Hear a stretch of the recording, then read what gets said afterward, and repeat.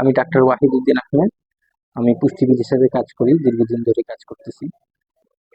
আমরা তো সবাই সচরাচর খাবার দাবারে সয়াবিন তেলটাই ব্যবহার করি, কিন্তু এটা যে আমাদের স্বাস্থ্যে কি পরিমাণ একটা বাজে একটা প্রতিক্রিয়া সৃষ্টি করতেছে তার সম্পর্কে আমাদের সবাই আসলে ওইটা ভালো করে আমরা জানি না। তো আমাদের শরীরে এমনিতেই অনেক কোলেস্ট্রল জমা হয়, তারপরে যদি আমরা সয়াবিন তেলটা খাই সেক্ষেত্রে অতিরিক্ত কোলেস্ট্রল আরো যোগ হবে।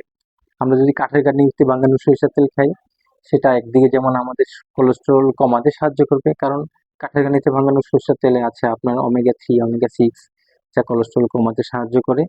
এছাড়া এই সরিষার তেলে আপনার প্রচুর পরিমাণে অ্যান্টিবায়োটিক, অ্যান্টিব্যাকটেরিয়াল, অ্যান্টি ইনফ্ল্যামেটরি উপাদান আছে, যা আমাদের ত্বক, স্কিনের বিভিন্ন ইনফেকশন কমাতে সাহায্য করে। আমাদের অনেকের একটা ধারণা হচ্ছে যে ঘি খেলে আমাদের অতিরিক্ত চর্বি হবে, বা এই নিয়ে আমাদের বিভিন্ন ধরনের একটা মিসকনসেপ্ট কাজ করে আসলে।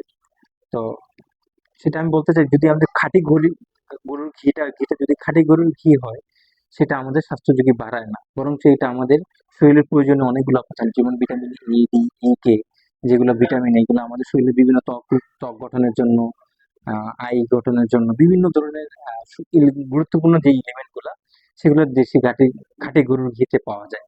তো এটা যদি আমরা সঠিক জায়গা থেকে এই ঘিটা নিতে পারি, এবং সত্যি যদি খাঁটি গরুর ঘি হয়, সেটা আমাদের বরঞ্চ উপকার হবে, সেটা আমাদের স্বাস্থ্য ঝুঁকিটা অনেকটা কমাবে।